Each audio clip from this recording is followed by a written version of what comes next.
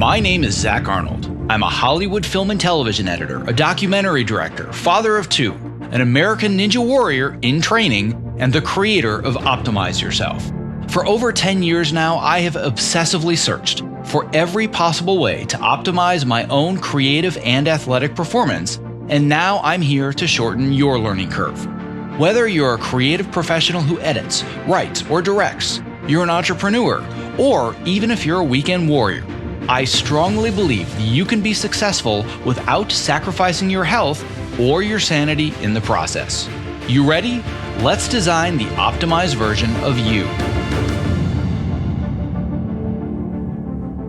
Hello and welcome to the Optimize Yourself podcast. If you're a brand new optimizer, I welcome you and I sincerely hope that you enjoy today's conversation. If you were inspired to take action after listening today, why not tell a friend about this show and help spread the love?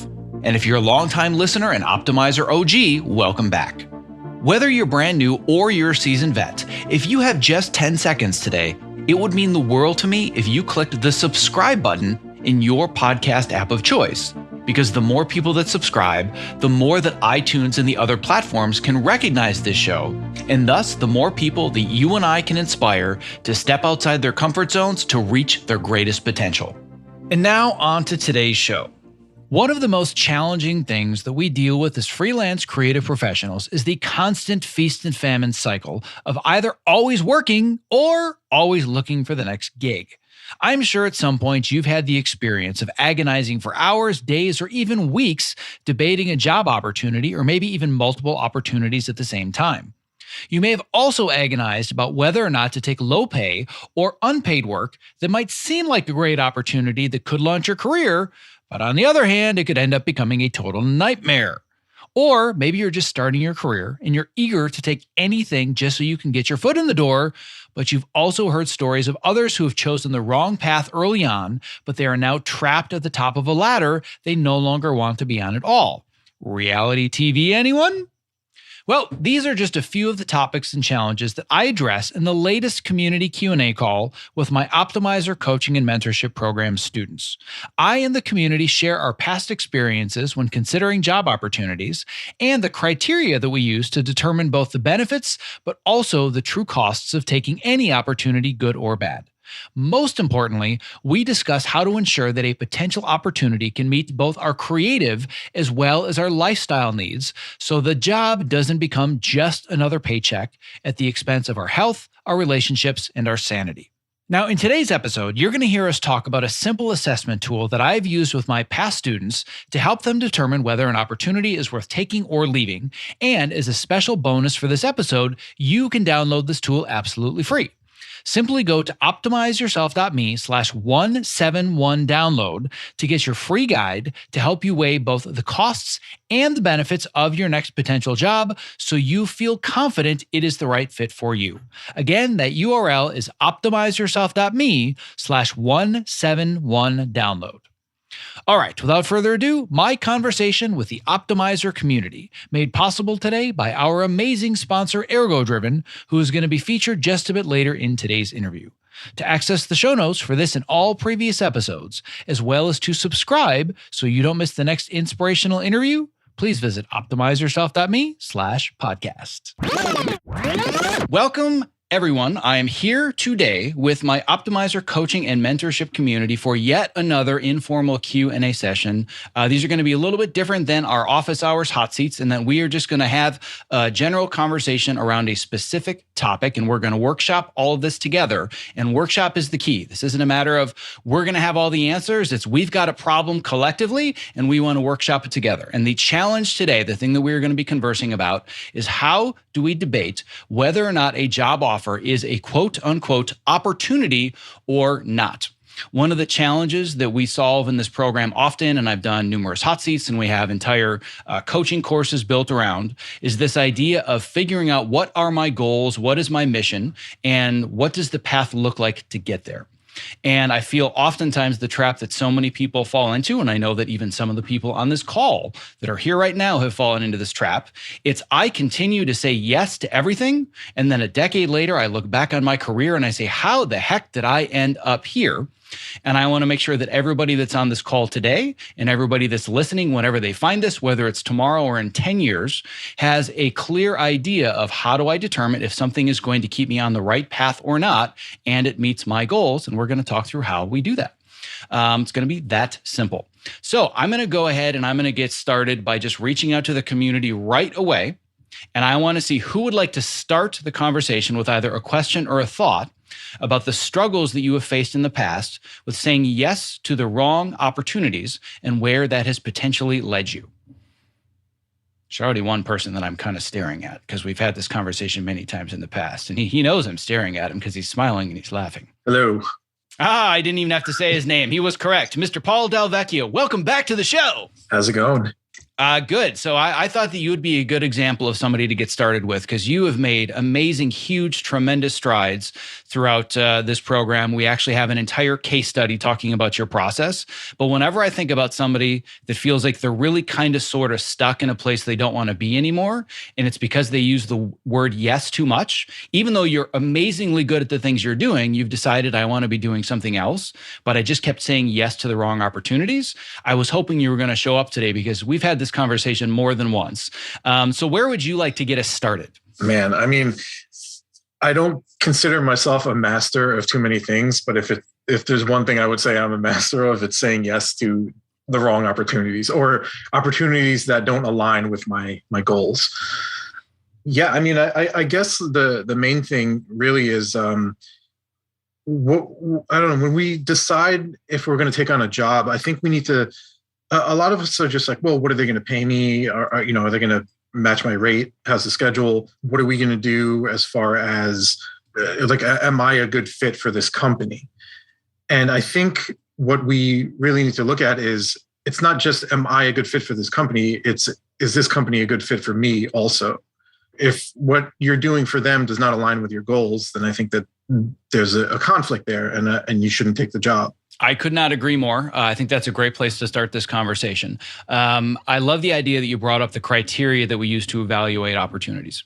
I feel like in general, from the many people that I've talked to, really the only main criteria that people usually think about and they ask about is, well, how much does it pay? Or in our case as freelancers, how long does it last? Which is really kind of an extension of how much does it pay? It's how much are you going to pay me and how long are you going to pay me that amount? And usually if that meets certain criteria, that's generally the reason that we say yes. And I think that there's this cultural belief that if we say no, when we're offered something that should pay enough or should be a decent enough job, there's almost this guilt. There's this idea of, well, I can't say no to this opportunity. I guess I'm going to have to say yes now. And one of the reasons, bigger picture, that I want to have this conversation beyond just making sure people understand how to choose the right opportunities, I believe that this is the core question at the heart of actually changing our work culture. Because I believe if we are clear not only about, well, is this going to be, am I going to be a good fit for them, but also, like you said, is this a good fit for me? If we start to look at the cost of taking on so many of the opportunities that we should probably say no to instead of just the benefits, there are going to be a lot more people that start saying no to jobs that exploit them, that take advantage of them, that don't prioritize their health, that don't prioritize their work-life balance. And my goal, big picture, is that there is an army of people all over the world that have learned how to say no to opportunities that exploit them, that don't value them, and don't respect them. So big picture, that's really why I think this is such an important question beyond, hey, I've got a couple of gigs coming up, which one should I take? Little picture, I want to help with that, but big picture, I believe this question is really at the heart of how do we shift the culture that we work in today. And the key is what you said, this idea of, yeah, but does it meet my needs as well? Because I think that the general conditioning that we have when we go into a job interview is, well, I'm supposed to go into the job interview and I'm supposed to convince them that I'm the best person for this job and I'm the best fit. But that's only half the equation. The other half is, does this meet my needs? And if it doesn't, I'm going to be exploited. I need to say no. So I'm very, very glad that you brought that up because I think it's a very important part of the conversation. So I want to start talking specifically about criteria. Right now, for everybody that's in the group, and I realize that some of you may be a little bit more advanced with the answer to this question because we've worked through it, but in general, just start throwing out ideas, and you can raise your hand for this one. We'll do more formal Q&A in a bit, but we'll do the informal Q&A right now. Just raise your hand and let me know what are some of the most important criteria to you right now in general that are going to help you determine whether or not something truly is an opportunity. Vincent. I mean, I have one, but it's very different. Right now, I'm very focused on opportunities where I have equity or actually ownership in the project. That is for me a kind of a big thing because I have my own stuff going on. So if I'm going to be doing something else, I'd like to have a part in it. But I understand that's maybe very different in your industry.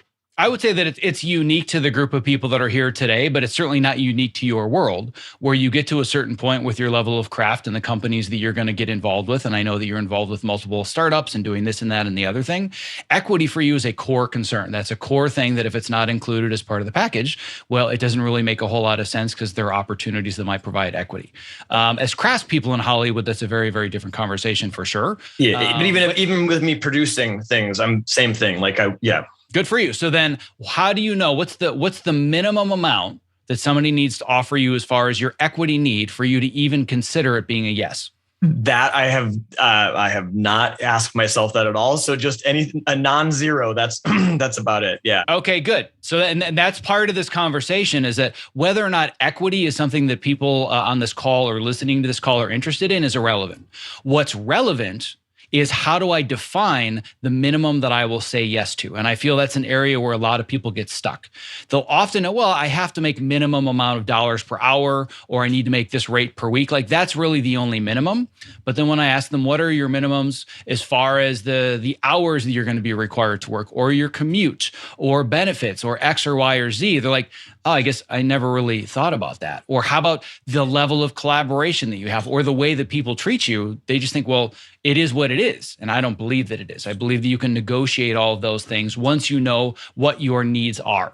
So I'm curious, for other people on this call, what are some basic criteria that you use to evaluate whether a job is an opportunity or not? Patrick. Hey, I'm really guilty of this, but when I'm evaluating a potential job, I look at who's the producer, who are the actors, who are the people involved, and if it's something that's going to help push me forward in my career. And if it's not, I'm definitely at the point right now where I'm like, I don't know that I even want to bother with this project because it might not be seen or it might not help me get the next job. All right. So for you, this is a really key component. And I think this is a key component for a lot of people in this program. Is this moving me towards my goals? For a lot of people, is it keeping me employed? Does it keep the lights on? Does it put gas in my car? That's really the only basic minimum criteria, which makes so many more things a yes. And for you, you've discerned what are the criteria that make this a yes as far as moving my career goals forwards. Yeah. All right. So I'm going to ask you the same question that I asked Vincent. What are the bare minimums as far as the producers involved, the actors involved, the budget of the film, et cetera, et cetera?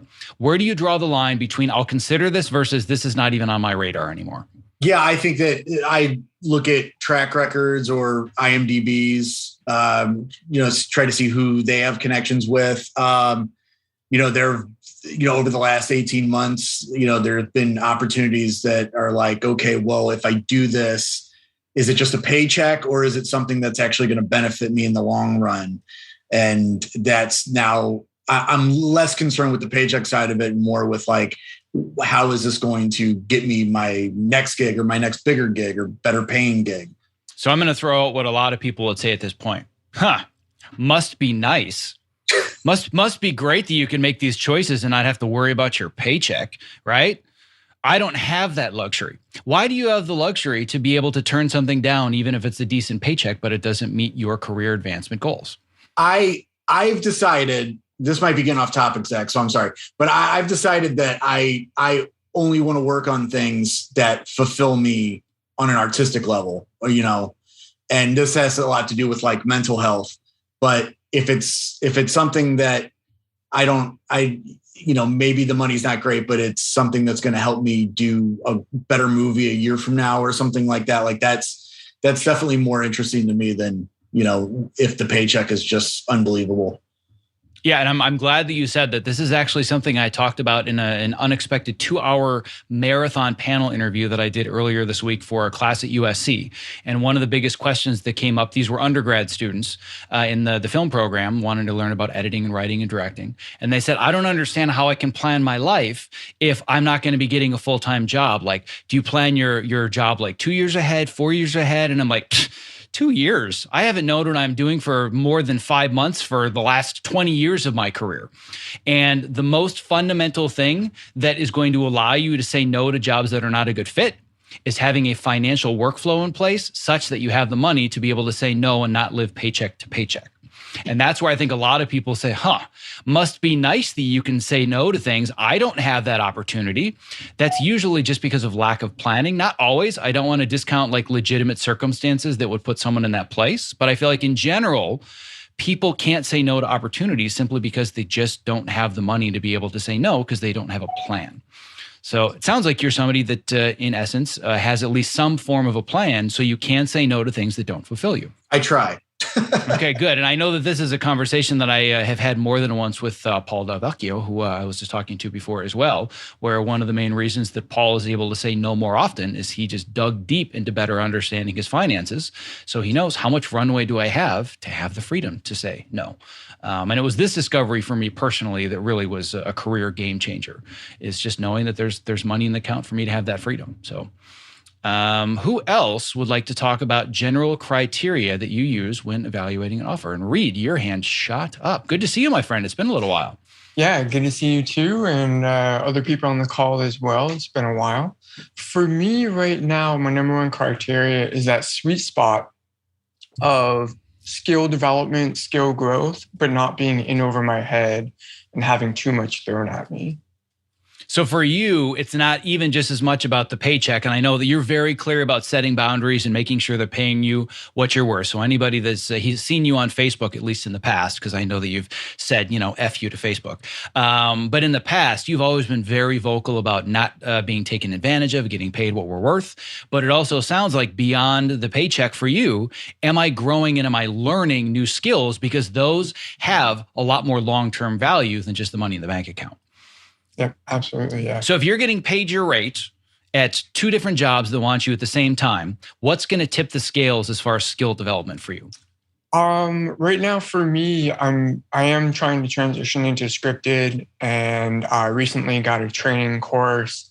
And so I know going into a scripted job that I'm going to be a bit green, but it needs to be the right kind of show where they're not throwing too much at me at once. So if I were to give you two different opportunities that are right now both in unscripted, and right now you're working at a very high level in unscripted, and I may be sharing one or more of your Slack messages about that transition because I'm super proud of all the work that you've done recently to get where you are.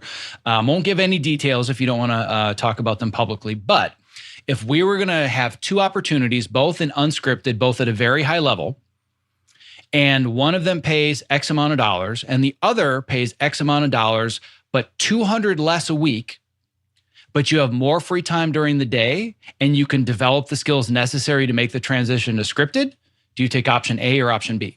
Option B, giving me the free time to develop my skills for sure. Yes, and I would agree with that. I've made that decision more than once where one of the criteria that I use is, am I learning? Very quick example story that I'm not even sure that I've talked about in this community at all, but it's just one of those random things that just popped up. When I was in college, long story, very, very short, I had an internship for Comcast. I was in their commercial department and I was an editor and director doing like local car commercials and mattress commercials and come on down to Dan's Auto Body, like just the worst of the worst. But it was experience and I was gaining skills. And then through some random corporate mess up, they laid off our entire department, but they laid me off too. And I ended up getting a 1-year severance package, getting paid more per week than I was as an intern. So I had a year paid I basically got a promotion financially for a year and I didn't even have to do the work or show up. And needless to say, I didn't go to HR and correct the issue because, like I said, long story short, it was not a pleasant experience. But at the ripe age of 19, I learned all about corporate America and layoffs and how they just don't value any of us as human beings. The point being, I said, how can I use this to my advantage? And I ended up spending an entire summer doing an unpaid internship at the biggest commercial agency in Detroit. And all I did was I sat at one of their extra workstations all day long and I learned After Effects. And I had professional After Effects artists and flame artists that were sitting right in the same bullpen as me. So all day long, I could go to these guys that were doing graphics and motion titles for the biggest commercials in the country for like the stuff you see on like during NFL football. Like, hey, how'd you do that lens flare or that glint, or how'd you animate the title? And I came out of college with basically 2 years level of professional experience in motion graphics design, which is one of the biggest reasons that I was promoted so quickly from assistant editor to editor, because the trailer company I worked at in LA didn't have the budget to hire a graphics department. But me as being promoted to editor, I could be my own motion graphics designer. So short-term checkers game, yeah, I mean, I probably should have taken a paid job and just doubled down on the money that I had coming in. But I said, I'm going to take a free job because I know that the skill development is going to be more worth it. And 20 years later, I still have those skills. So I think that's a very, very important criteria to think about, is both career advancement and growth, but what am I going to learn and what resources are available, because I wouldn't have been able to afford that workstation that had After Effects, because that was 22 years ago, and you couldn't subscribe to After Effects for $30 a month. It was like a $2,000-$3,000 program at the time, which is very much dating me for my younger listeners. But it wasn't nearly as easy to learn the tech as it is today. And I got it for free all day, every day, with people teaching it to me. So it was totally worth it.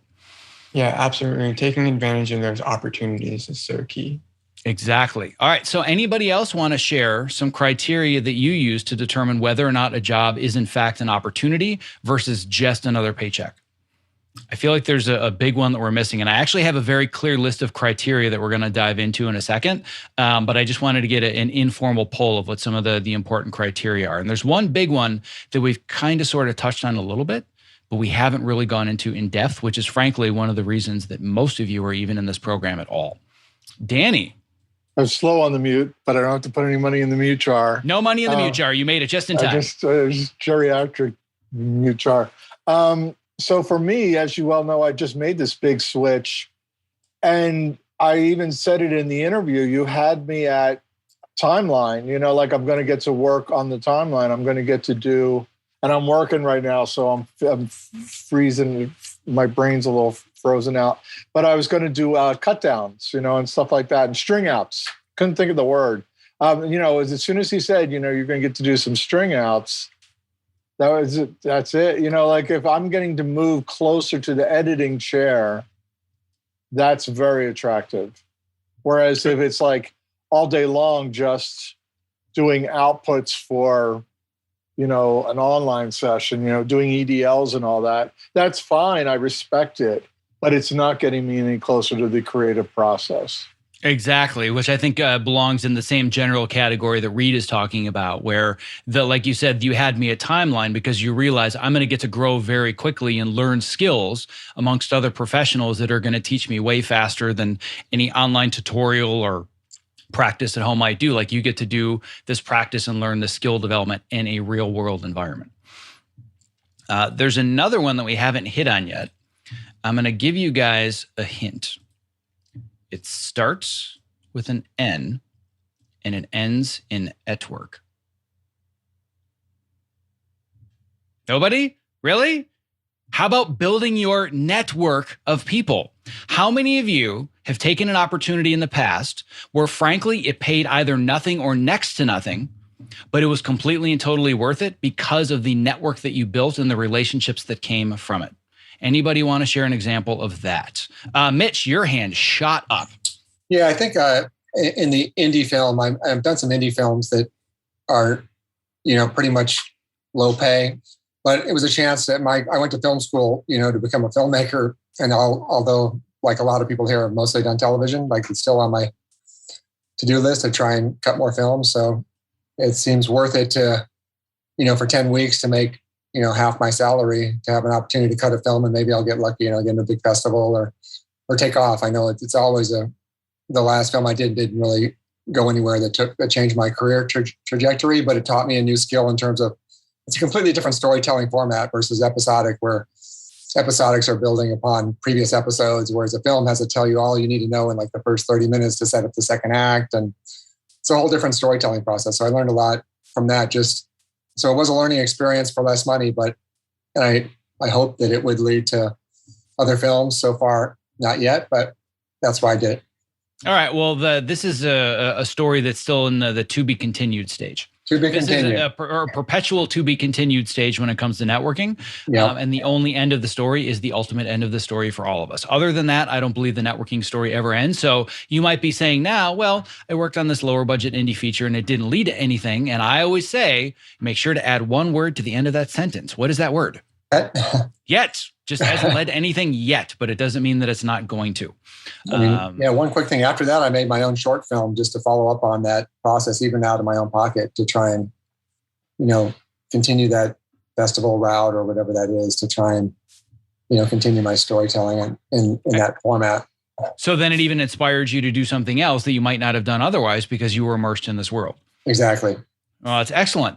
Who else would like to share a story of taking on an opportunity that might not have seemed like the best idea or lower pay, but it paid dividends and then some just based on the network of people that you built around you? Vincent, let's come back to you. All right. Well, before I did all the marketing stuff, I was a director of photography for a long time. And I basically had an opportunity to direct and shoot second unit on a Indian hip hop music video. And it was one of those ones where not only did I get many different jobs from the people that I, met, but the thing is, it was an unpaid position, but it definitely, I would not even be able to live here because I got it referred from the person that I worked for the director that I shot for, as well as editing a bunch of other opportunities that all came from it. So. Excellent. So there you go. So it was worth doing this thing that really didn't seem to make a whole lot of sense on paper. But 12 years later, I now live in Santa Monica, and it's in a rent-controlled place, and it's amazing. I love it. Well, there you go. That is that's a game of chess, not a game of checkers, right there. So I love it. Anybody else have a story of how a short-term decision that might not have made the most sense on paper, but has paid huge dividends long-term based on the network that you built? Anybody else have an anecdote or a story they want to share? Jeff Brown, yes, sir. It was actually my very first scripted assistant editing gig. I was invited to be a nighttime assistant editor for 1 week. And I was already working at a reality place. And I actually asked for time off to go do this other job. And I was prepared to leave that job if I had to take this 1 week gig. And I worked that job. And then a week later, it just so happened that a show down the hallway, it was Happy Endings, needed an assistant. And I got referred from the post producer on the 1 week gig that I took. And then career took off from there. All right. So define that. Let's not yada yada the best part, as we've said in our classes in the past. You yada yada Right. the best part, Yeah. Jeff. So, and then my career took off. Tell me a little bit more in detail how taking this 1 week job that was probably an inconvenience and kind of a pain in the butt, how did your career take off because of that 1 week? Well, it was my first show on a studio lot was on the Paramount lot, and also shooting at the same time was Community and Happy Endings. They were literally working down the hall from us. And I came in, it was a mutual contact, a friend I went to school with that got me the 1 week job. And I just did a good job, I guess. And the post producer was impressed that I was able to come in with basically no scripted experience and knock out of the park. And then it was very fortunate, to avoid the word lucky, that an assistant editor on Happy Endings was actually pregnant and her baby came early, literally a couple days after I finished that job. They sent out the word for needing people. I was recommended. I came in, I interviewed, and they gave me the job. It was a crazy 3 weweeks. Sounds like you just got lucky then. You really had nothing to do with that. It was just all luck, right? No, I mean, it was being willing to take a chance. It was being willing to put myself in a position where more opportunities could arise. I knew it was kind of risky because I know when I asked the time off, reality houses are sometimes not that great to their workers. Like, I was taking a risk, but I'm definitely glad I did, and it paid off much quicker than I expected it to. Well, what I can do is I can trace back for myself, if I'm going to step in for a second and take the role of storyteller. I can trace almost every single major career move back to a decision that everybody said, well, that was stupid. Why in the world did you do that? There's actually 3 of them. The first of which is, and I probably told this story to some of the people that are in this group today, but for anybody that's listening, because this is going to be a podcast going live, the first decision that in a vacuum, if it were a game of checkers, you would have said, you're absolutely insane to do this. It was about 3 years after my career started. I was working as a trailer editor, and I had just recently edited the entire trailer and TV campaign for The Passion of the Christ. And it was nominated for several big-time marketing awards. And because of that, I was being recruited by some of the big trailer agencies. And at the same time, I had the opportunity to work on a low-budget feature film that was essentially going to pay me next to nothing. It would have paid me maybe a third of the rate if I were an assistant editor on any other regular project, but I was going to be the main editor, making next to nothing, working ridiculous hours. And without any hesitation, I turned down all the offers from the big time trailer agencies. I gave my 30 days notice at the company that I was working for. They were paying me 6 figures. And when you're like 24 years old, you feel like you're Scrooge McDuck swimming in money when you've got that amount when you're that young. And I gave them my 30 days notice and I cut the feature. That feature led to a relationship with a producer that got me 3 more features and got me in the room on studio level features. So that was the first crazy decision that everybody would have said to me, you are absolutely nuts to do this. And I knew that it was a chess move instead of a checkers move. The second is I actively pursued a project on Craigslist that was going to pay me nothing, but I knew that creatively could be a calling card for me. That ended up being the Bannon Way, and the Bannon Way is what ended up getting me my job on Burn Notice. And at the time, if I told people I was turning down paid work that paid my full rate so I could work on this free project, they would have thought I was nuts. The third one that has to do with this idea of network is that there was a job, this would have been 8-9 years ago, and this is actually very related, Jeff, to some of the conversations that you and I have had about going from your first credit to your second credit. I was very much struggling after having done 4 full seasons of Burn Notice. I could not get my second show. I thought, I've got it made, #1 show on cable television. I should just have the jobs lining up. I couldn't find anything for months. And I found one opportunity through a connection of a connection to work on a formulaic medical drama for a network. If I could say the lowest thing on the totem pole of things that creatively fulfill me as an editor and a storyteller, formulaic medical drama was pretty low on the list. I have nothing against them. It's just not for me and it's not a good fit. But then I looked at the people that were involved and I thought this could potentially be an opportunity for me to build a network and get in front of the right people and see where those opportunities take me. After the pilot it was a full season pickup without a pilot. So after the pilot aired, while we were still working on the season, the show was canceled. I'm not even sure they allowed the pilot to air all the way until the end. The cancellation order basically came the next day because it was not well received. It was a one and done show. And the only reason it aired was for contractual reasons. However, the relationships that I built at that show led me to me not only getting pitched, but getting hired on Empire, which was another huge game-changing show. But I went in to the medical drama with the mindset of, I'm going to absolutely knock this out of the park, versus a trap that I think a lot of people fall into. I just have to show up and not get fired. I just have to do an okay job and make sure I get my paycheck and not make any trouble. But I went in thinking, even though I'm not interested in this show, I want to do everything I can to prove to these people the value that I can bring to their lives. That's what ended up getting me Empire, game-changing credit on my career, and things completely took off. But the criteria for which I chose that job, other than I was struggling to find a job at all, but it wasn't just about the paycheck. It was about what's the network that I'm going to build. And I think that that's one of the main criteria that people often don't think about. So what I want to do now is I want to bring up, I'm going to screen share, and this is something that obviously if you're listening to this later on, you're not going to be able to see. But the good news is, as I mentioned at the opening of the show, that I'm going to have this available for download. Everybody that gets to see this now is going to laugh out loud when you see how old this is. It will be updated by the time that I release this for our current listeners. But for anybody that's been around a while, you're going to laugh when you see this. How old is this document that there is a logo on there that looks like it's from Fitness in Post? What is this? So when we were talking about the concept for today's call, we were thinking, well, how do you debate job opportunities and how do we know if something's the right fit and how can I pursue things that are fulfilling? I'm like, I know that I've talked about this before. Haven't I talked about this before? And I started to go through the archives and I remembered that I had a conversation about this ongoing topic that's always around, which is, should I take free work? It's a very polarizing topic, especially on social media. And I talked about this at length with film editor Alan Bell. And for those that don't know Alan Bell, he's done the Hunger Games franchise and 500 Days of Summer and Amazing Spider-Man and just a whole bunch of huge tentpole movies. And we talked about why we believe that taking free work is right and correct under the right circumstances. For anybody that may have seen this or hasn't seen it, there's a Facebook group that's called I Need an Editor. I'm curious, how many of you know the Facebook group in here, just by show of hands, I Need an Editor? Okay, so it looks like it's more than half the group.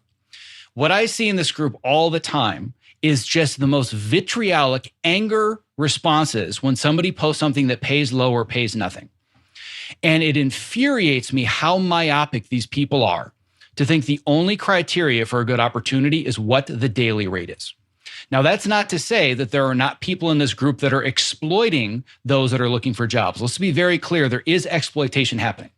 However, I think that having this minimum criteria of it must pay a certain amount per day is so ridiculously myopic, because most of the best opportunities that I've had in my career that have moved me forwards have paid either $0 or next to $0.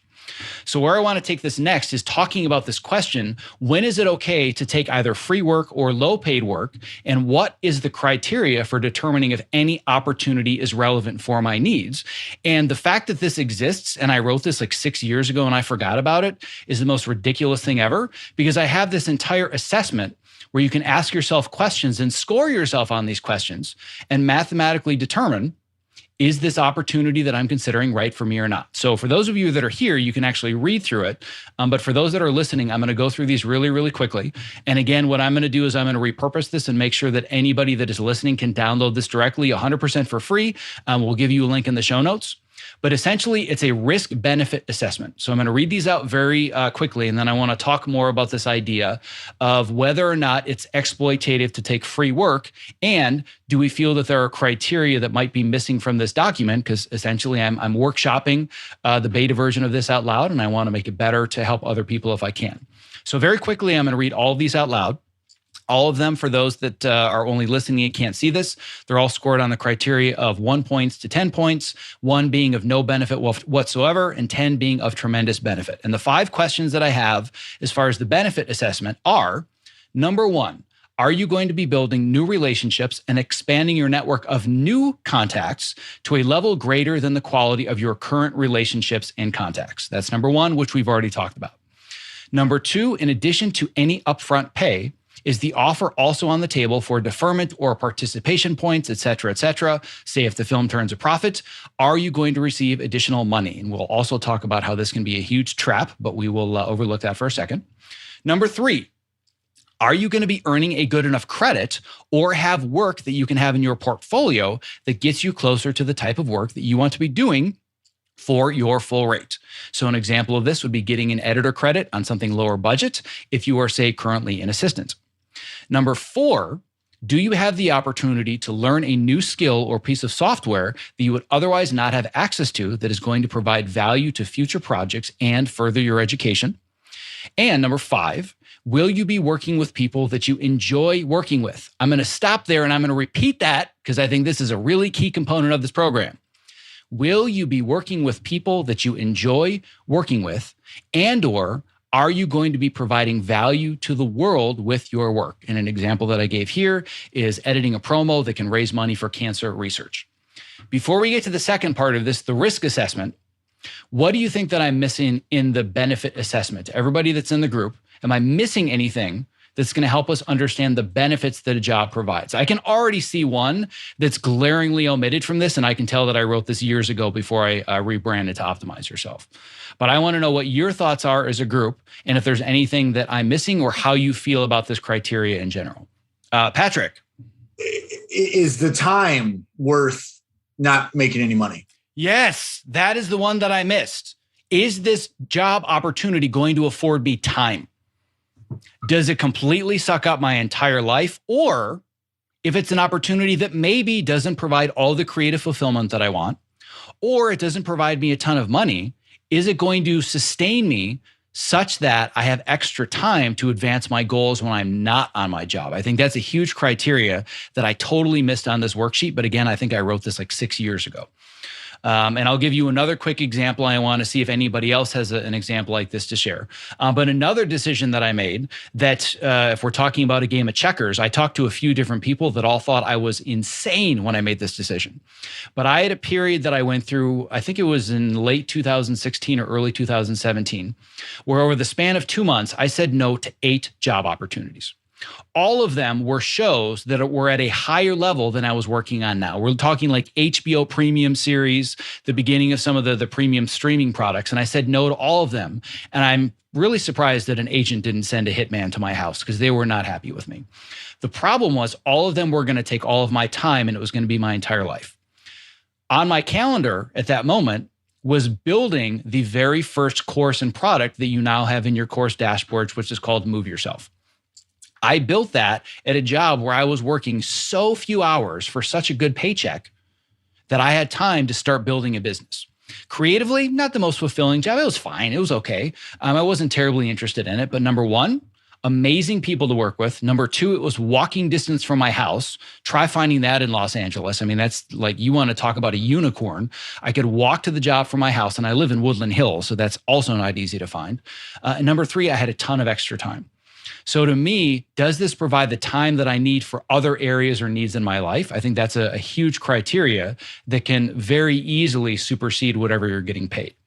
Anybody else have any other stories or thoughts in addition related to that? Vincent, your hand went back up. Yeah, mine was just more on the other things, because now going back, the flexibility and ability to work from home and or travel and work is also highly up, but that's kind of all in the same. That's a huge one that's also an omission, because when I wrote this in like 2015, probably didn't see the worldwide pandemic coming and this idea that work from home would be a reality. But I think that also, if we're going to have a general category of do I have the time available to me, it's like, is this going to provide the lifestyle that I require at this stage of my career? I think that's going to be another criteria that's going to allow me to assess whether or not there are benefits here. Are there any other? Oh, Danny, your hand went right up. I would say to assess the experience level of the people who are hiring you. And I speak from personal experience. I had 2 projects where my time was just really not respected. And on one of them, they were like basically writing the script on the timeline of the Abbott. And it's like, dude, it's called a paper edit. Okay? Like, sit down with a piece of paper and write it out. So anyway, not to be too bitter, I want to be that go-to guy. But that's something like if someone's like, yeah, I don't really know what the script is going to be. Like, I don't know. If I hear too many I don't knows, that's an assessment to make.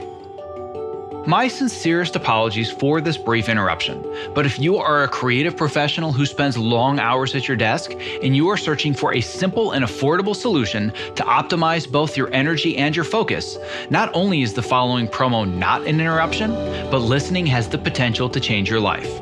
Here is a brief excerpt from a recent interview that I did with Ergo-Driven co-founder and CEO Kit Perkins, the creator of the Topomat, who's here today to talk about his newest product, New Standard Whole Protein. I'm into health and fitness generally, but I want it to be simple and straightforward. About a year and a half ago, I started adding collagen into my protein shakes, and man, the benefits were like more dramatic than any supplement I've ever seen. So I thought, if I can just get this down to coming out of one jar, and it's ingredients that I know I can trust, and you just put it in water and you don't have to think about it. When people think of protein powders, they think, well, I don't want to get big and bulky, and that's not what this is about. To me, this is about repair. So a big part of what we're talking about here is you are what you eat. Your body's constantly repairing and rebuilding, and the only stuff it can use to repair and rebuild is what you've been eating. Unfortunately, as the years have gone by, every day getting out of bed, it's like, 2 or 3 creaks and pops in the first couple steps, and that I thought you just sort of lived with now. But yeah, once starting the collagen daily or near daily, it's just gone. So for us, job 1A here was make sure it's high quality, and that's grass-fed, 100% pasture-raised cows. And then the second thing, if you're actually going to do it every day, it needs to be simple, it needs to taste good. Well, my goal is that for anybody anybody that is a creative professional like myself that's stuck in front of a computer, number one, they're doing it standing on a topo mat. Number two, they've got a glass of New Standard protein next to them so they can just fuel their body, fuel their brain. So you and I, my friend, one edit station at a time are going to change the world. And even better for your listeners, with code OPTIMIZE on either a one-time purchase or that first subscribe and save order, 50% off. So if you do that subscribe and save, that's 20% off and 50% off with code OPTIMIZE. That's a fantastic deal. If you're looking for a simple and affordable way to stay energetic, focused, and alleviate the chronic aches and pains that come from living at your computer, I recommend New Standard Whole Protein because it's sourced from high-quality ingredients that I trust, and it tastes great.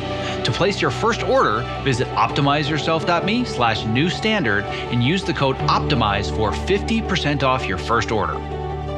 And it's funny because this is actually what I like to call the perfect segue to the next page. Little did you know that this was going to be the perfect segue to what is now the risk assessment. And I think that what you just mentioned is not necessarily assessing the benefits, but it's assessing the risks. One of the risks being, am I working with other people that even know what they're doing? Right? Or am I just going to be completely set up for failure? So I'm going to read through some of these criteria that I think are considered risks. And I think this is going to fit into one of those. And I also want to get your feedback about what other risks might I be missing. So to read through these, again, for those that are listening, these are scored on criteria of 1 through 10. The first question that I'd asked is, are the expectations completely incongruent with what is being offered? An example would be that they're going to pay you $50 a day, but they're asking for the technical and creative skills of somebody who would make infinitely more with their level of qualifications. So are they basically looking for a unicorn? And going back to this, I need an editor Facebook group, or frankly, anything on Mandy.com or most of these job sites, it's entry-level offer available, looking for somebody that's an expert in Avid, Premiere, After Effects, DaVinci Resolve, color, mixing, sound, delivery. It's just like, and you're paying how much? Like, is there congruence between what they're paying you and what their expectations are? And if there isn't, to me, that is a giant, if not the biggest, it's one of the biggest red flags. So is what they're going to give you in value in return, does that expectation set what it is that you're bringing to the table, or does it feel like blatant exploitation, or is it just like, come on, you got to be kidding me, this doesn't even exist? So that would be one of the criteria. Another one would be, are the delivery deadlines realistic, or are you being set up for failure from day one? And boy, is this a hot button topic right now. Can't believe I wrote this 6 years ago. I had no idea what was about to hit all of us, but I would say that this is one of the biggest ones and something that we talk about in our community all the time. Does this opportunity set me up to be successful, or does it set me up for failure? And there are numerous people that on hot seats have come to me with a job opportunity and realized within 15 minutes it wasn't an opportunity. It was a bullet that desperately needed to be dodged, because even though on paper they might have thought, oh, wow, like getting this credit or making this transition is going to be huge for me. Doesn't matter if you're set up for failure and you end up getting fired because you're not qualified. So am I being set up for success or failure is a big one. Another question, will you walk away with concrete benefits, as we talked about in the benefit section, or are you only walking away with the empty promise of quote unquote future work or a future relationship, or my favorite of all, exposure bucks? That's a big one, right? Oh, no, we don't have anything to pay now, but you're going to have great material for your reel, and this is going to be great for future opportunities. You think this is just for people that are starting out in their career? I was told this months ago by somebody where it's like, well, we can't pay you anything for this right now, but this is going to be great for the future. I'm like, I'm not 17, right? Like, I want to make sure that there's an equal exchange of value, and I've done this before. So I'm not really looking for exposure bucks, but that's not to say that I won't do things for free. This is a conversation that I talked about recently with Matt Nix, the showrunner, creator of Burn Notice. He's done The Gifted, The Good Guys. He's doing the new True Lies pilot right now. And he brought up something really interesting that's a part of this conversation. And I'm kind of bummed he didn't show up on today's call because he surprised us during our last community Q&A. I'll have to nudge him. But there was a really interesting conversation he had where another colleague of ours on Burn Notice, that's now, I believe, a director or producer, I can't remember. But he said, my criteria for doing a job is I'll do it under two conditions. I will either do it for my full rate or I will do it for free. Those are the only two options, because then we understand the playing field. And there's an opportunity that I did, I don't know, it was less than a year ago, maybe 5-6 months ago, where I did it totally for free because number one, it was fulfilling work. And number two, it helped me build a relationship with somebody that's really important to my goals as an athlete. And that person is, because I've talked about it before, it's not something that is a secret, is Jesse Graff. So for anybody that's in our industry that doesn't follow Ninja Warrior, they're like, who? Any single person on the planet that follows ninja sports knows who Jessie Graff is because she is pretty much the most accomplished, most recognizable female athlete in that sport. And she reached out to me after I had her on the podcast and she said, hey, I'm putting together like this web series about kids and obstacle courses. And I tried to edit it and it's just kind of a mess. And editing is way harder than I thought it would be. Do you know anybody that could help? I'm like, heck yeah, I know somebody that can help. Let me do it. So I spent, I don't even know, but it was not measured in days. It was measured in weeks doing free work. But guess who's now one of my ninja mentors that I get to train with and like do all kinds of cool stuff with. And she offered to pay me. I said, well, first of all, I don't think that you'd be able to afford my full rate. But secondly, I'm not going to let you pay me because I think that the work you're doing is helpful. And I think it has a positive impact on kids. And I think that I can provide value and I don't want you to pay me. But you know, if you want to do a training session every once in a while and you want to show me a thing or two about climbing a rope or jumping over something, I wouldn't be averse to that. And now we train on a fairly regular basis. So that was an example of it's either full rate and you're going to value and respect my talents, or I see value in this, but I don't even want you to pay me for it because I still think it's mutually beneficial. So that's why I think, again, it's so myopic to say, well, if it's not paying my full rate, then it's just being exploited. I totally don't believe in any of that. So now the last two questions in here. Are you providing high quality creative work for nothing that your employer can then turn around and profit from? So what does that even mean? You're providing this higher quality creative work, but then the only person that's going to profit from it at all is going to be somebody else, right? Like, oh, well, we've got this project, you know, we're wanting to get investors. We have these big actors. We just need you to help us out with this one. And then you're totally going to come on board, man. I swear we'll let you cut the thing when we get our money. And then they get money. And what do? They hire professionals because you were just the freebie that helped them out. So that's another huge red flag is, well, that's great if I can help you out now, but what assurance is there I actually get to be a part of the core creative team?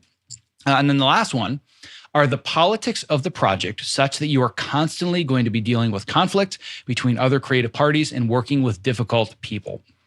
I would say that of all the criteria of all 10, not just of the risk assessment, but the benefit assessment, I would reword this slightly because I don't really like the way this is worded, and I'll probably tweak this before I release this publicly for all of our listeners. But the number one criteria that I look at now has nothing to do with the budget of the project. It has nothing to do with the actors that are involved in it. It doesn't matter about the script.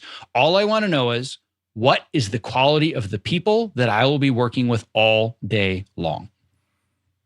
That is a huge criteria because if it is an amazing script and it's going to be seen by 25 million people and it's going to be a huge resume game changer, but I'm treated like complete and total garbage, not going to be worth it. And ask me how I know that, because I have been down that road more than once and I realized it's just not worth it. So now taking it back to the group, what criteria might we be missing that are huge red flags that tell us that maybe this is too much of a risk for us to say yes to? Am I missing anything? Anything big or important? Maybe I got this one right. Oh, not bad. Danny, do you have a thought? The one thing I ran into is like the two guys who were making this documentary, they'd argue with each other as to how it was supposed to look. Like a lot of time was spent with them. And I don't know what this equals to in terms of a criterion. Maybe you'll help me out with that. But it's like, what is the infrastructure of the project? You know, are there 3 directors who all want to be the only director? I guess is something. And yeah, again, I would say that this maybe is its own category. I think this is a really good one to bring up that isn't totally reflected on here. It's not so much about the quality of the people, it's about the quality of the process. Am I going to be dealing with 78 cooks in the kitchen, or do I have one unified voice that's going to walk me through this? right? So, and this is one of the things that I talked about in my podcast interview with the 3 guys that created Cobra Kai. So we'll put, again, a link in the show notes to this episode. But when I did my interview with them, it wasn't just them interviewing me to find out, am I a good fit?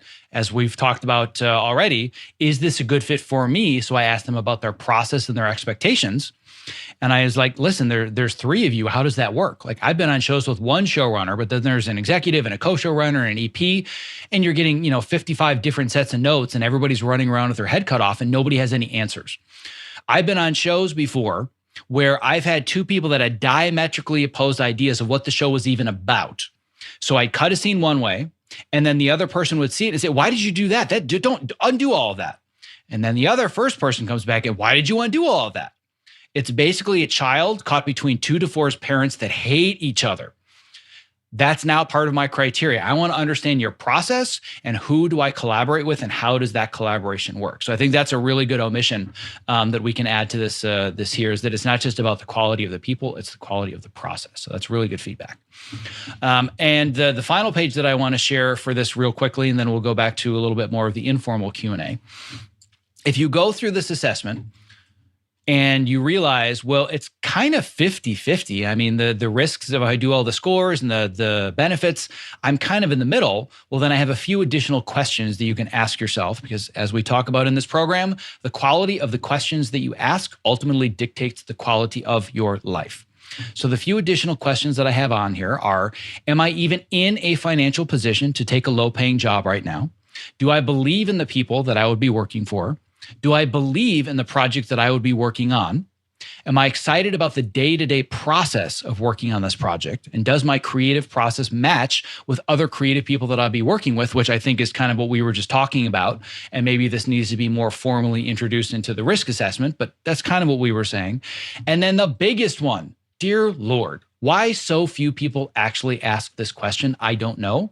But the question is really simple. Will working on this project make me happy? Will I feel fulfilled waking up every single day? As I've talked about recently in some of my newsletters and I've talked about on the podcast, everybody just assumes that I have boundless, exuberant energy that has no bounds. I am exhausted all the time. But I wake up every morning wanting to do it all over again because all of the things that exhaust me are also fulfilling me, and I'm ready to just dive right back in and fight for another day. I've worked way less hours on projects that don't fulfill me, and it not only still exhausts me, but it burns me out. So I think this final question, will the project that I'm working on make me happy or fulfilled? This is often the difference between I'm tired at the end of the day versus I'm burned out and I can't do this another Monday morning. How many of you have been in situations like that before, where you've worked something that was way less hours and it seemed simple enough, but it just completely stole your soul? Anybody have a story to share? Whoa, we got a lot of hands going up at once. I want very briefly from Paul Patrick Vincent. So Paul, you go first. Let's talk about jobs that completely suck your soul, even though technically they're not that hard. The one thing that comes to mind for me is rotoscoping, which I've mentioned before. But some people are like, oh, it's a pretty easy thing. It's not too hard. It's not that difficult. And then I'm like, okay, fine. Not vetting it properly, and then I accept it, and then I start doing it. And I'm like, okay, well. Sure. I mean, it's only like 2 days of rotoscoping work, but like at the end of it, at the end of one day, you just don't want to do anything. So if you have other things planned, like for me, it would be writing, and even if it was only like an 8-hour day or something like that, by the end of the 8 hours, I just don't want to do anything because my brain just doesn't work. And that's exactly what I wanted to talk about, was the cost of doing an easy job. Right, the rotoscoping probably wasn't 16 hours a day, right? No. I mean, it's a regular job. You're probably getting paid well for it, which is why you took it. But right. There's a much larger cost, even to all the extra time you have afterwards, because you just don't have energy to do anything else. Right. And to me, we don't factor that into the paycheck, right? We think, I'm going to get X number of dollars, and you don't realize how much money you're losing by not being able to generate ideas and being able to advance towards things that are more important to you. Patrick, you had an example that you wanted to share. Yeah, I was trying to figure out which direction to go with this because your hand shot up immediately when I asked this question. You've got stories, my friend. I got stories. Yeah, I mean, like I've specifically, I know I've had a few that were like good paying gigs for like a 4-page short. And you're like, I'll just throw a number out there. Let's say $1,000. It's like $1,000 for 4 pages. Like, okay, yeah, I can do that in a couple hours and, whatever. And then the director is fresh out of college, a complete and total nightmare, trying to make their 4-minute masterpiece. And you're just like, it ain't that type of movie. Like, let's just get it done and move on. And it ends up being exhausted, like months and months and months of notes. And that $1,000 that was so enticing when you got the email was well spent long ago. I've just been through that way too many times. Yeah, no, I think that everybody here has been through that. How many of you here have seen, and I'm going to be paraphrasing, I could be butchering this, but have seen the meme that's gone around more than once that says the difference between the $500 client and the $5,000 client? Yeah. Does everybody know that meme? So again, to paraphrase, it's basically the $500 client, : well, I need this and that and the other thing, and are you available this weekend? Can you fix that and that? And, well, I really want to work on this or that. Oh my God, you lose your mind. The $5,000 client. Let me know where to send the invoice. I'll get it all taken care of and get you paid tomorrow, right? So it's not, a lot of people equate, well, the more money, the more complex it gets. But in a lot of ways, it gets a lot simpler because you're working with people at a totally different level. It's not always the case. But a lot of times, what it is that you're getting paid, if it's low, is essentially going to be commensurate with more work rather than less work because it's people that don't understand the process. So Vincent, your hand also shot up when I asked this question. Yeah, two things. One is I had a job. It was very easy to do, and it was $100 an hour, and I could do it any time. But I would wake up at night because of the politics, drama, and backstabbing and other stuff going. Like I would just wake up remembering, they texted me this thing, and there was just other political drama going on that was just not healthy for me. And my sleep is one of my most important things, and so it just wasn't like it's just not worth the money, Yeah, exactly. The cost of working on something that's going to stress you out, just not worth it.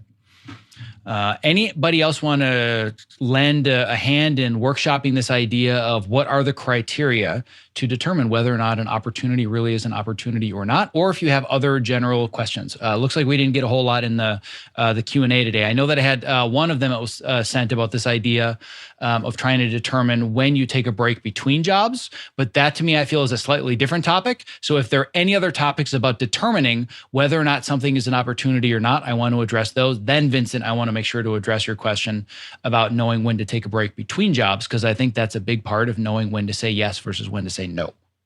Anybody else have any other thoughts, or should we just move on to Vincent? All right, let's just move on to Vincent. Well, first, I just wanted to comment on one thing just as you were going through your list, and that one thing about being set up for success. When I was shooting and editing, especially when I was mainly shooting, I realized that my own insecurities drove me towards jobs where I was set up to fail. Because, I didn't feel like I was doing good enough if I would go into these jobs that no one else could do. And that I prided on myself, but really it was my own insecurity because I didn't think I was good enough that I had to make up for the fact that, we did it with no money and we killed ourselves on it. Anyway, it's a factor that when you really put it on a scale, I did that with a lot of my jobs earlier on just because my own insecurities and that probably didn't help my career or me in any way. But just to be able to say, I did this thing that 3 other people failed at. And anyway, it was just and I think that's a really important thing to bring up. And I want to add something to it when it comes to this idea of mindset and limiting beliefs. I know for a fact that people fall into this trap because I've coached them to get them out of this trap. They specifically choose jobs that set them up for failure because that reaffirms their belief that I can't do this. Their imposter syndrome is so strong and they're so attached to the identity of I don't think I can do this that they put themselves in positions that prove that to them. It just becomes a part of their identity that, I can't imagine actually going somewhere where they value me and respect me and I can be set up for success. So I need to be put in these impossible circumstances where I'm set up for failure because that just reaffirms the idea that I was right. I'm not cut out for this. So I think it's a much deeper thing to think about when you're taking opportunities that really kind of peels the layers of the onion to the center. But there are people that will turn down really good opportunities because they'd rather take the one that's going to basically make them fail, and they can realize, yep, I was right. Now I need to choose something else. I'm curious, has anybody ever been through a situation like that themselves where they kind of took an opportunity knowing that it wasn't going to go well, but it was going to reaffirm some idea that you had about the business or yourself or otherwise?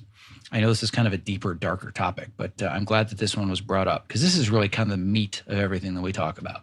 Oh, Patrick, you've got more stories. I cannot wait to hear this one. Man, you've been through the ringer. Well, I kind of brought this up in a hot seat a couple months back, but I made a really, what I think is a bad decision by taking a job that was secure, but was working for an abusive showrunner, a mentally abusive showrunner, instead of working with a director that I like working with and working on a feature that would have been a lot of fun to make.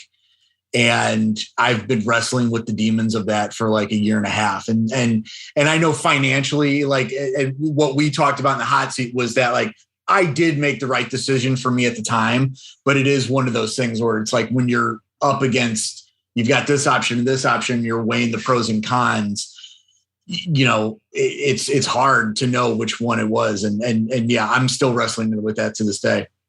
Well, the good thing is that you're wrestling with it. Yeah.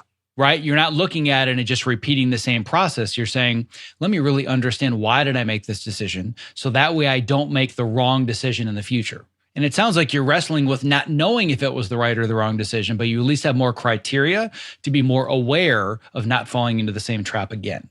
Yeah. And that's part of the reason why I joined this call today was because I'm already looking at quarter 1 and 2 of 2022. And the options that are coming my way, I feel like another storm is coming where I'm going to have to pick one and make that decision. And it's going to be very hard. So, I will probably be a lot more involved with the community in the coming months because I'm going to need some clarity moving forward. Excellent. Well, we're going to put a pin in that one. And I have a feeling we're going to talk about that at least on one, if not multiple additional hot seats. Debbie, yes. You wanted to contribute and share. Yeah, thank you. On the subject of limiting beliefs, I feel like there's another pitfall that we haven't discussed, which is how even if you do decide to say no to a certain opportunity, then the process of actually doing that and following through with saying no and the worry that, oh, they're never going to hire me again. They're never going to approach me again. They're going to think I'm better than them, that their work isn't good enough for me. So it'd be nice to hear how people say no graciously or, say no without burning a bridge. Is it just sort of coming up with another candidate and offering someone to give, or I'd just love to hear other ways that people deal with that. I love that. I'm going to back up half a step and we're going to get to that in a second. What I want to bring up that's even more important first is I would like to know how many people here believe that you can only say no to a job opportunity if you have an excuse or you have another opportunity to take. How many of you think it's okay to just say no, even if I have nothing else lined up? All right, we've got a few hands. I've had multiple people that have asked me outright, totally honestly, well, I don't want to really do the job, but I can't say no. And I said, well, why not? Well, because I don't have another job opportunity lined up instead, or I don't have a vacation, or I don't have a reason to say no. And my response is, why do you need a reason? Like, all you have to do is say no if you don't feel it's the right fit. But I think that there's a fear in our current culture that saying no is going to put the scarlet letter on you. Oh, well, they said no, we're never going to call them back. They're unhireable because they're turning down work. How dare they? Is that kind of what you're thinking, Debbie? Like, there's a lot more to saying no than just these criteria. It's a little bit more complex than just saying yes or no. So how many of you here have said no to a job with absolutely no reason whatsoever other than, yeah, I don't want it? All right, we've got a few. How did you handle it? Who wants to share how you handled it? I have my own thoughts, but I'd like to know how you handle it. Mitch, I haven't heard from you, and your hand just went up. So I've got a story to share from years ago, and probably more naive than anything, or certainly it was kind of an unconscious decision. I went into this interview for an assistant job on a TV show and just got a really bad vibe immediately. I kind of thought I already had the job going in. They really needed somebody bad. And they kind of like sat me down and they had all of these questions. And then I started asking them questions back about certain things, and they didn't have the right answers for anything. And it was the post super or the associate producer that had put me up for it. And they weren't there at the time. And I tried to get in touch with them, and it was on a Friday, and I couldn't find them, and I couldn't find them all weekend. And by Sunday, I was thinking they needed somebody to start work on that Monday. And so by Sunday evening, I was just like, this is just isn't for me. I just got way too bad a vibe here. And when I really needed work at the time too, I was basically taking almost anything that I could get. And I was just like, this just isn't happening. So I left a message on the AP's voicemail because he still wasn't picking up the phone, and just said, I'm taking my name out of consideration. And it felt liberating after it was over. I'll say that. I'm not sure. I might have burned the bridge with the AP. I haven't really had much contact with him since. That was about 15 years ago. But I did wind up getting about like days later, as I recall, like I got a much better job as a result that I was available for instead. So I could share that it wasn't. It was a network TV show that I turned down, and I wound up on a Guy Ritchie movie instead. So wow, well that certainly cool. worked out. I was going to say that definitely worked out. And I still want to address the question: how do we say no the right way? I don't want to skirt over that. I want to make sure and put a pin in it. But one of the things that I want to mention right now is the fact that you said, well, I left him a message. I took my name out of consideration. I don't know if I burned a bridge or not because I haven't heard from him. Based on the conversations that you had, is that a bridge you even want to cross ever? Exactly. That's Probably one not. of the things. That's one of the things that people never consider is when they are up for a potential opportunity and they don't want to say no, and they talk about and they do want to say no, but they don't want to actually say it, and they don't know how to do it. When you think about all the reasons they want to, well, just I got a bad vibe, or the people just seem disrespectful, or even if they seem like nice people, like the schedule totally sets me up for failure, and they were gonna, like they're lowballing me as far as the budget, and it just seemed like it was going to be a very exploitative work environment. And then I asked the question, would you want to work for them on future projects? Oh, God, no. So then why are you afraid to burn that bridge if it's a bridge that you never want to cross? So I think the first criteria in determining how do I say yes or no, do I even care if this burns a bridge? Now, that doesn't mean should I be disrespectful about it? You should always be respectful about it. But there are certain bridges I have no interest in crossing. And if by me turning them down means they never call me again, I don't care because I didn't want them to call me the first time and it's not the right fit. And I think some people are afraid to consider the fact that this is a door that's now closed, but don't you kind of want that door to be closed? But then I think the other side of this, going back to the conversation that Debbie started, is what if I do want to work with these people in the future, but there's something about the current opportunity, either it's schedule, there's a conflict, I have a vacation, whatever the reason might be, that I do want to maintain the relationship in the future. I just can't do it this time for whatever reason. I think that's really the spot where everybody gets the most stuck. Would you agree with that, Debbie? Is that really what you think is the hardest part of this equation? Yes, for sure. It's balancing. If you have two really good opportunities, you have to choose one, and turning down that other one, for going back to the story you told of those 8 great jobs that you turned down that 1 year, like how did you say no to those so that you wouldn't ever get those opportunities again? So the way that I will evaluate it myself personally, and I'll bring it out to the group as well, is that, first of all, I go through all the process that we talked about as far as the risks or the cost of taking it versus the benefits. With those 8 jobs specifically, it just wasn't in alignment with my current goal of wanting to build a business. So I decided having new credits or a bigger paycheck, it just wasn't even in alignment with my goals. So the point was that it was a very simple decision. It wasn't a matter of, well, I'm going to take the interviews and maybe it's a good enough show or maybe they're going to pay me more. It was just in my mind, it did not matter what opportunity was brought to me. It was an automatic no. So I think the first step is you need to be resolute and confident that it is actually a no, even though it's a door you might want to open in the future or an opportunity you want to entertain in the future. The second step is that if you want to maintain the relationship in the future past just it being this one transaction that you've turned down, you had kind of alluded to this a little bit, but there's a couple of ways to handle it. The first of which is you need to offer them alternate solutions. So what I will always do is I will be incredibly gracious about the fact that they were interested in me. This is a great opportunity. I'm so amazingly just surprised at the fact that you would even consider me because I hold you in such high regard. I think this is a great show.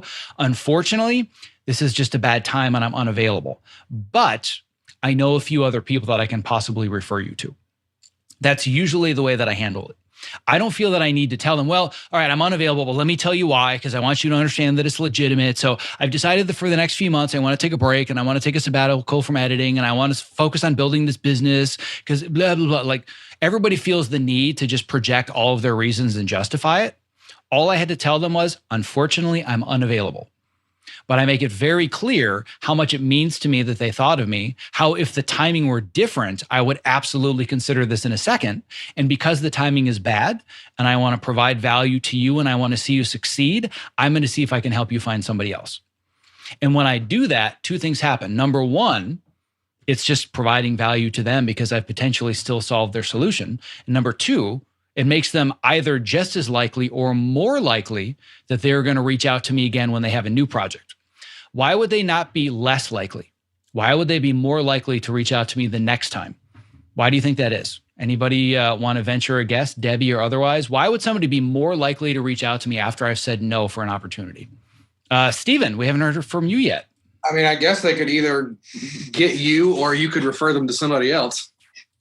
Exactly. So worst case scenario is I'm not available again. But now it's not just a matter of is he available or not, but he found us people last time. Maybe we don't even need to look. We just give Zach a call and either he can do it and he solves the problem or he finds us somebody that solves the problem. The other thing that happens, and this is a little bit more psychological, but this is just like dating. How many of you have been interested in somebody and they weren't interested in you in return?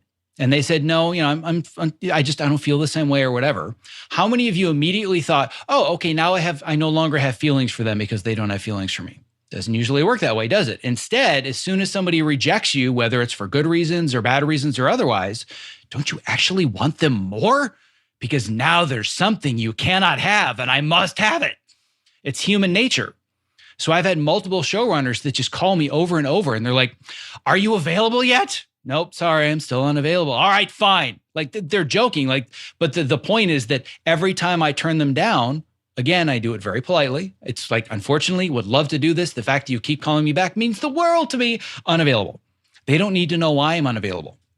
Sometimes it's because it's just not the right fit. It's not the right show. Or I'm taking 3 months off to work on the business. Or I've got a vacation that it conflicts with. They don't need to know those things. It's not my responsibility to give them excuses. I just say I'm unavailable, but I've referred people more than once. And they just keep calling back because they're like, God, am I ever going to be able to book this person? So it actually makes you more attractive if you do it the right way. Debbie, yes, you had a follow-up. Yeah, so I want to make an adjustment to that. So what if you've said you're available because you're open to the right opportunity? But often when you're presented with an opportunity, they don't tell you all the details for you to know. They just say, are you available? And so you kind of have to say, well, yes, maybe I might be. And then you have to ask all your questions.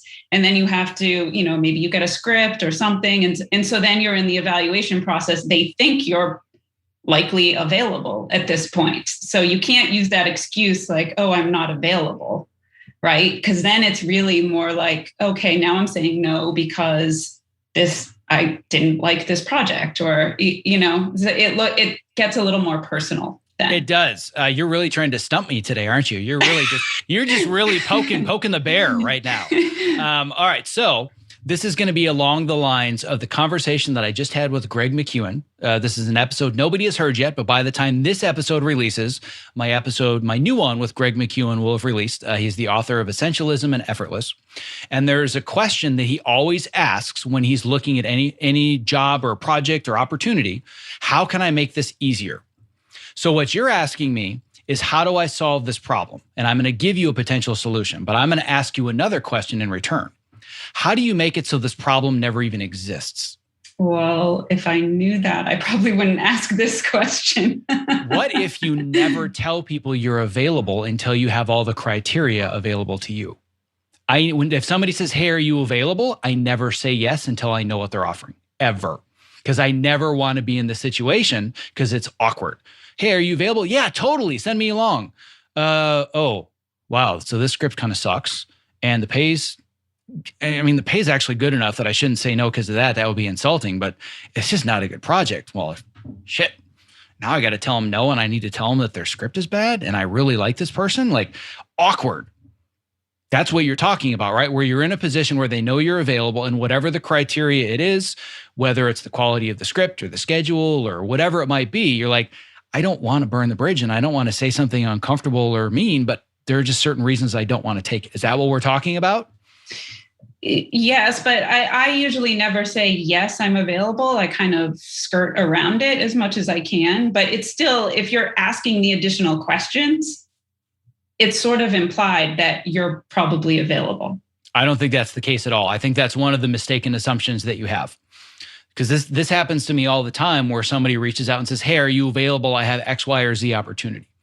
And I'll say, send me more information. Most likely, what I will always say is most likely, I don't think I can make it happen, but send it along and we'll see if there's something that can possibly work.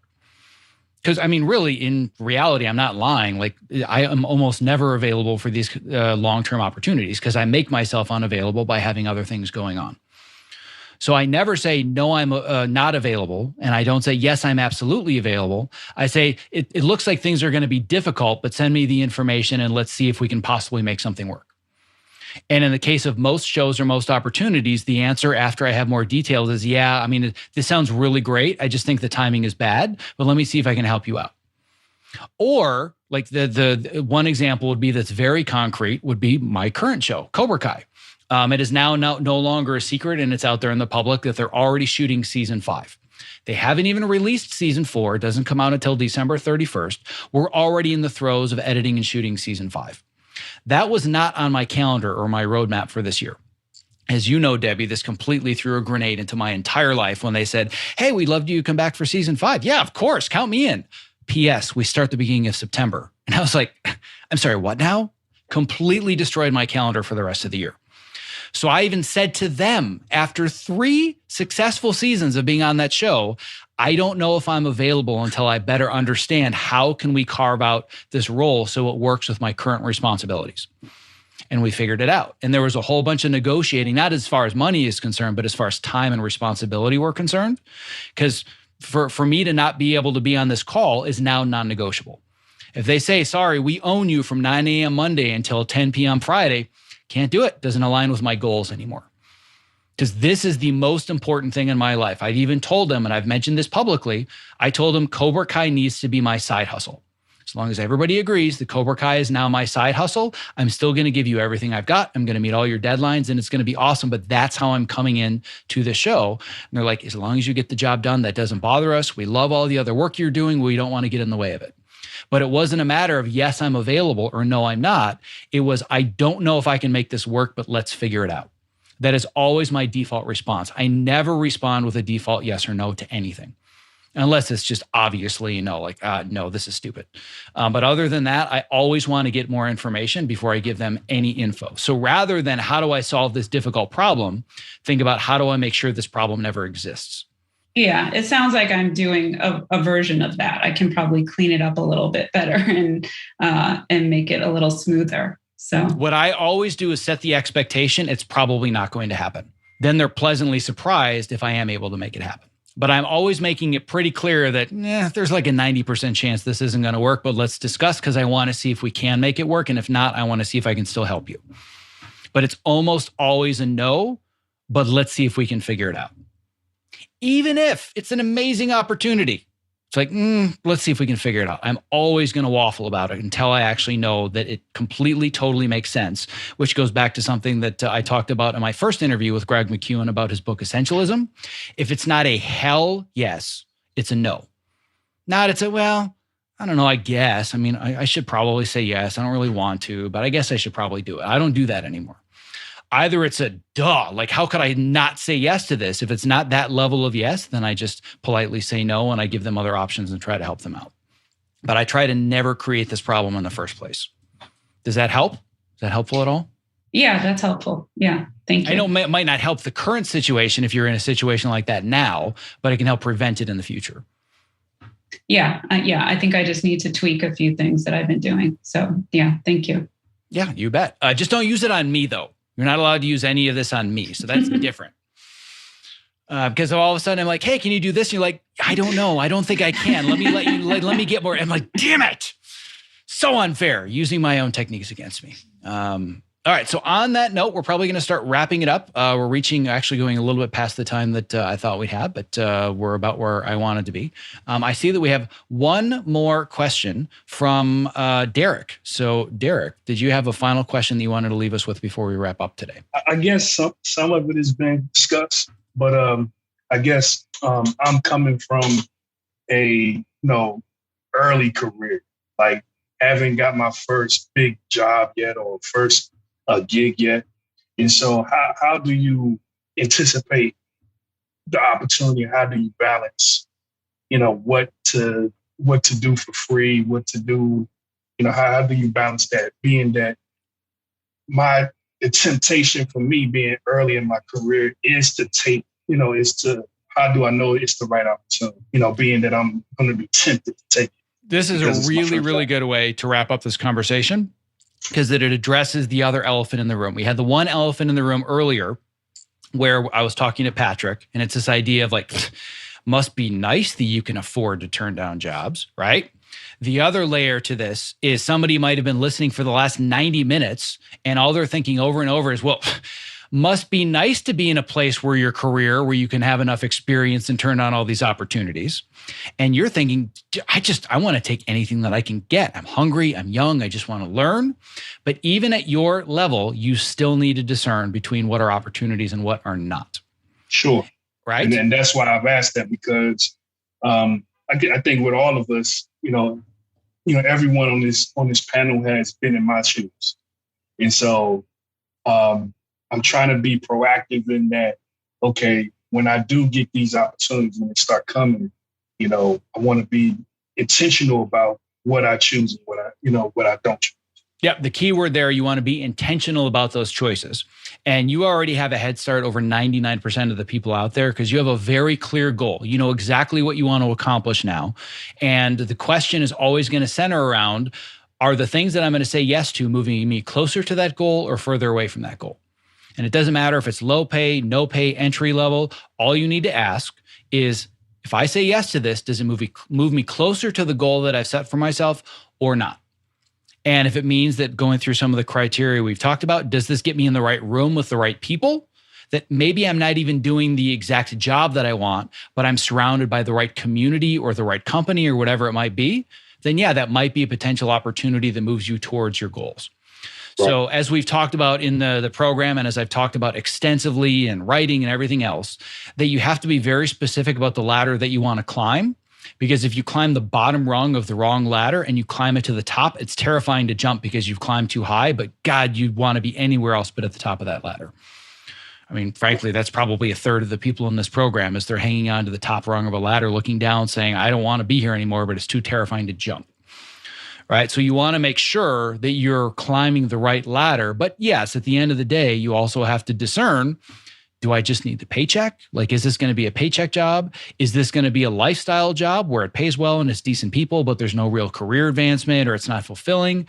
Is this going to be the career job that's going to completely change everything for me and it's a game changer for the resume, but maybe it doesn't pay the best, or maybe the work-life balance isn't quite there, but I know it's worth it to be in the trenches for a few months to get there? Or ultimately, is this the dream job? And a dream job doesn't mean it's the thing you finally achieve in 30 years. It's that it meets all the criteria that you need to achieve your goals next. Right? So you could say, well, my dream job is editing a $150 million Marvel movie and then winning an Oscar for it. Well, sure, that sounds great. But there's a dream job that exists for you right now, today. What is your dream job, Derek? To be on a dramatic docuseries TV show. As what? As an assistant editor. There's more criteria that are going to make it a dream job. What if you were on this docuseries as an assistant editor and the pay was awful and the hours were ridiculous and you were treated like crap? Is this a dream job? No. Nope. It's a career job because it's moving you towards your career goals, but it's not a dream job because your lifestyle is an absolute nightmare. Okay. So I got to figure that out. Exactly. One of the things that we talk about in the networking program and the career side of the whole community that we have here is you need to be very clear very early on what kind of job is the best fit for me next. Is it a paycheck job? There's no shame in just needing the paycheck to pay your bills and survive. No shame in doing that whatsoever, except if you're only doing it out of fear. If you're doing it because you legitimately need to support yourself, do whatever you need to do. But if you're saying yes to something for the money just because you're afraid to say no, that's where there's a problem. The lifestyle job is you're getting paid well, you're getting treated well, but it's just not moving you forwards. The career job is, it's going to move your career forwards, but it comes at a pretty steep expense. The dream job is when all the pieces align for where you are now, not just for the end of your career. It's not about the destination, it's about the journey. But for you, if you had a job where you were an entry-level assistant editor on a documentary series, where you had an editor and other lead assistants that were mentoring you and teaching you the process, and you had halfway decent hours, and you were getting paid commensurate with your level of ability, does that sound like a dream job right now? That would be the dream job right now. Exactly. So you need to ask yourself with whatever opportunities are out there, which bucket does it fit in? And what sacrifices am I willing to make to move myself towards my goals? And if it doesn't move you towards any of your goals, it should be a very simple no. Okay. So just going through, like you said, going through those steps and iron out and getting to that final point. Yep. You have to be clear about what you want. If you're not clear about what you want, then it's very hard to know whether something is an opportunity or not. Because for you, your dream job might be somebody else's nightmare and vice versa, right? So you need to be very clear in what is my dream job and what are the sacrifices that I'm willing to make based on the stage of my career to move myself forwards. Because there are always going to be sacrifices and it's never going to be perfect. Right. But just don't fall into the trap of saying yes to everything because it pays, because then in 10 years, you're going to say, how the heck did I end up where I am now? Right. All right. So hopefully that was helpful. Very helpful. All right. Excellent. We're now officially a little bit over. So hopefully I was able to wrap up just about everything. I know there might be a couple of ideas hanging out there that we didn't address. But I do want to make sure that we maintain the promise of being done by this time. Also, just because I have to get back to my job too.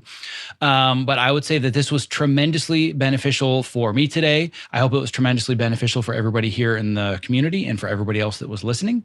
Just as a reminder, we're going to leave a link in the show notes to some of the other episodes that we referenced, as well as the updated version of this guide that we were using for these criteria. So by the time somebody listens, it's actually not going to say fitness and post on it anymore. But when I opened it up, I didn't realize how old it was. I'm like, where's that assessment tool? Oh, here it is. Oh, dear Lord, how old is this thing? Like if I found this physically in a box, like it would have been so covered in dust, I couldn't have read it. But I will make sure that it's updated in time for the release of this episode. So on that note, I want to thank everyone in this community once again for being so awesome, for being open, for being honest, for taking the time out of your Friday lunch breaks to listen to me drone on and on from one of my many soapboxes. On that note, I hope everybody has a great rest of your day and weekend and onwards, and I'll talk to you all soon. All right, take care. Bye-bye. Thank you for listening to this episode of the Optimize Yourself podcast. To access the show notes for this and all previous episodes, as well as to subscribe so you don't miss future interviews just like this one, please visit optimizeyourself.me/podcast. And as a quick reminder, if you would like to download the free job assessment tool that we discussed in today's episode, simply visit optimizeyourself.me/171download. And once again, a special thank you to our sponsor, ErgoDriven, for making today's interview possible. To learn more about ErgoDriven and my favorite product for standing workstations, the Topo Mat, visit optimizeyourself.me/topo. That's TOPO. To learn more about ErgoDriven and their brand new product that I'm super excited about, New Standard Whole Protein, visit optimizeyourself.me/new standard. Thank you for listening. Stay safe, healthy, and sane, and be well.